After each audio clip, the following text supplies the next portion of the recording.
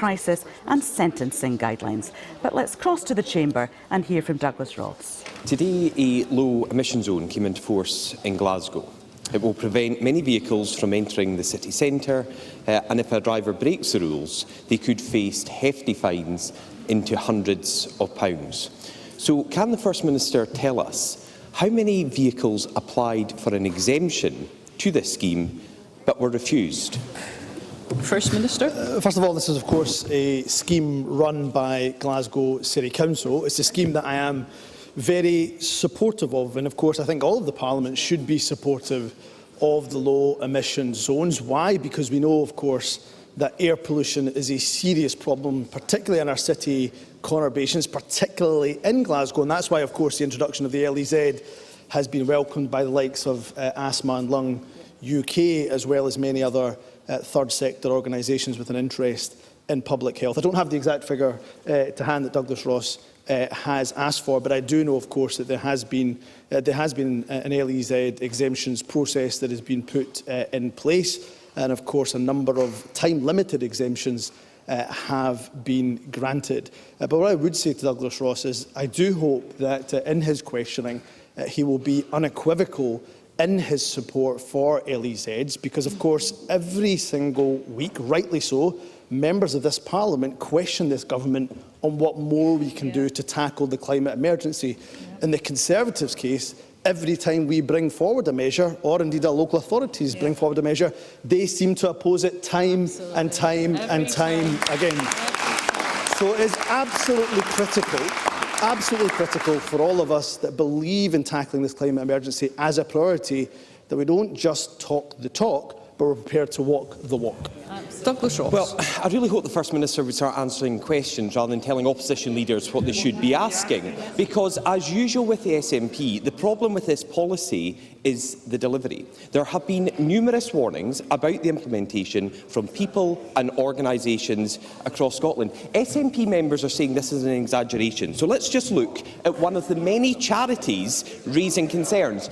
Joe Fitzpatrick, a government minister, wants to shout me down while I am speaking about a charity in Glasgow raising concerns. So maybe Joe Fitzpatrick, the First Minister, and the SNP could listen to Homeless Project Scotland. They were refused an exemption and still they heckle. Homeless Project Scotland refused an exemption to use a refrigerated van within the restricted area. Their chairman, Colin McInnes, said it helps to feed 300 people every day. It collects food from 15 to 20 businesses in the city centre, right at the heart of the low emission zone. His message was simple. Exemptions for exceptional circumstances must be reviewed. Mr McInnes continued, if 300 people queuing for many hours for food on the streets of Glasgow is not exceptional, then they need to publish what is exceptional. Does Humza Yousaf agree this outstanding charity deserves an exemption from this scheme? First Minister. I do commend the work that's done by the Homeless Project in Glasgow. We do have to ask ourselves, of course, why are they having to feed so many people in any given week? And that's undoubtedly the case because of over a decade of Tory austerity, because of a cost of living crisis, because of high inflation, because of high energy costs. That is why, of course, they're having to do the work that they're having to do.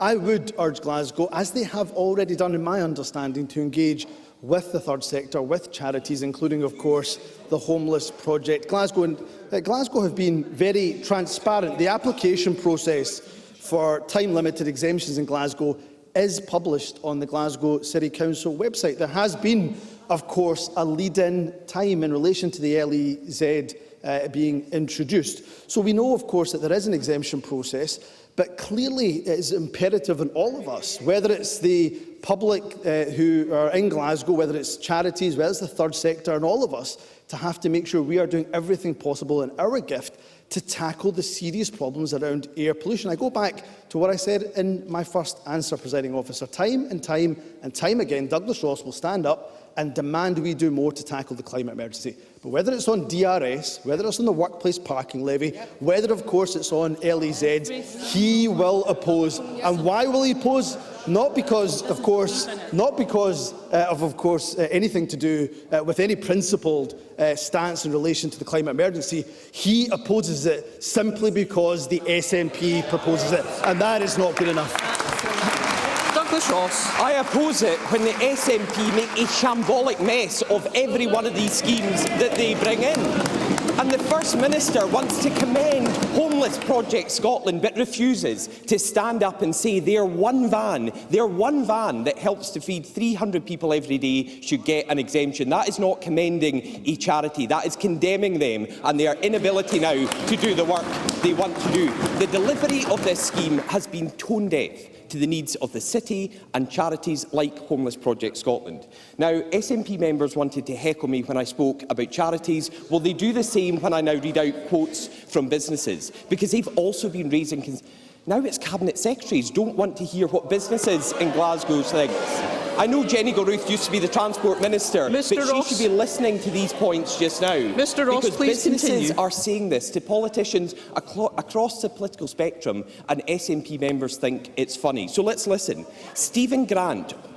It is funny when the Health Secretary is laughing at this. So Stephen Grant of Unite Glasgow Taxi Drivers has said, this is Steve Grant, Unite Glasgow Taxi Drivers said this. This damaging and punitive plan is going to be devastating for our trade without a shadow of a doubt. Local business owner William Payton, who runs a garage within the restricted zone, says, it just feels like it's been poorly thought out and we've been left in a horrible position because of it. Stuart Patrick, Chief Executive Officer of Glasgow Chambers of Commerce, said, while we are supportive of the aims of the LEZ, the Chamber does not support using it as a political measure to drive all private cars away from the city centre. And this morning, Donald MacLeod of the Nighttime Industries Association said, actually, what we've got here is going to be a low economy zone getting created. He's right, isn't he? And what does Humza Yousaf have to say to all these businesses and all their workers who are concerned that this scheme is going to put jobs at risk? First Minister. First and foremost, I go back to the point that there has, of course, been a considerable lead-in time for the Glasgow LEZ coming into place, and there has been extensive engagement. Oh, it's fine for Douglas Ross to dish it out now, but he can't take it when he's standing up with his question. Let me, of course, give Douglas Ross some of the facts around the LEZ in Glasgow. Not only has it had a lengthy and extensive lead-in time, there has, of course, been considerable engagement with businesses, with the community, with the third sector, with charities as well. And in terms of support as well, to support low-income households and small businesses get prepared, the LEZ Support Fund did offer financial support towards the disposal of non-LEZ compliant vehicles. In 2020-2021, the LEZ Support Fund awarded £1.7 million in grants, £3.85 million in 21-22. £5 million was awarded through the LEZ Support Fund in 22-23, and that fund, while it is now closed, of course, however, those eligible were encouraged, of course, to register their interest, and as a result of that fund, the LEZ Support Fund, it resulted in over 2,500 non-LEZ compliant vehicles being disposed or retrofitted with cleaner technology. So there has been funding there, not just for, as I say, low-income households, but in particular for small businesses as well. So when it comes to tackling the climate emergency, something all of us in this chamber claim to have an interest in, claim to say that is a priority, really is easy. The warm words are easy, the rhetoric is easy. Taking action is the hard bit. And this government will never shy away, nor should our local authorities, from taking the tough action that is required in order to tackle the biggest threat our planet faces. Douglas Ross. The only thing that answer proved is it took till question 3 for Humza Yousaf to find his pre-prepared script in his folder on this issue. But this LEZ is the latest anti-driver policy from the SNP Thank you. that looks like being an absolute shambles in the making. So they've cut investment in roads, they're not tackling Scotland's pothole problems, they're not supporting car drivers, they have proposed a car park tax and they are increasing the cost of driving across Scotland. Now, approximately 750,000 vehicles in Scotland will be fined if they drive through this zone in Glasgow. The LEZ is hurting charities' ability to function. It's risking jobs, and business leaders think it's going to create a low economy zone. Wouldn't it have been better, First Minister, to delay this scheme for a year and properly listen to the concerns of businesses, charities, individuals and organisations who have been raising these concerns, have been hoping for a change, but have been left with no answers, no response, and a tone-deaf government who refused to listen to them? First Minister. And in the meantime, of course, if we had delayed, more people would have suffered in terms of their asthma, more people would have suffered because of their lung conditions, more people would have suffered because of CPD. More of the citizens of Glasgow would have suffered dire health consequences because we know air pollution in Glasgow is nowhere near the standards that we want it to be, and the LEZ, of course, will help with that. It is an undeniable fact, Presiding Officer, that every time this SNP government brings forward action to tackle the biggest threat our planet faces, that Douglas Ross and the Conservatives oppose time and time and time again. They oppose the workplace parking levy. They oppose, of course, the DRS scheme, even though they had it in their manifesto that they stood on. Douglas Ross, of course, stood on the manifesto for a deposit return scheme, but now opposes it. And when we look to invest and unleash the potential of the green economy in the North East, what do we get from the UK government, from the Tory UK government? Complete and utter inaction. Not a single penny of funding towards the Scottish cluster or the ACARE or the ACORN project. Not a single penny to support the economy, the green economy. Members, First Minister, I think we are not going to continue in this vein. We are representatives of the people of Scotland. We are sitting in the National Parliament. I'd be very grateful if all who are tuning in could hear answers and questions. Thank you.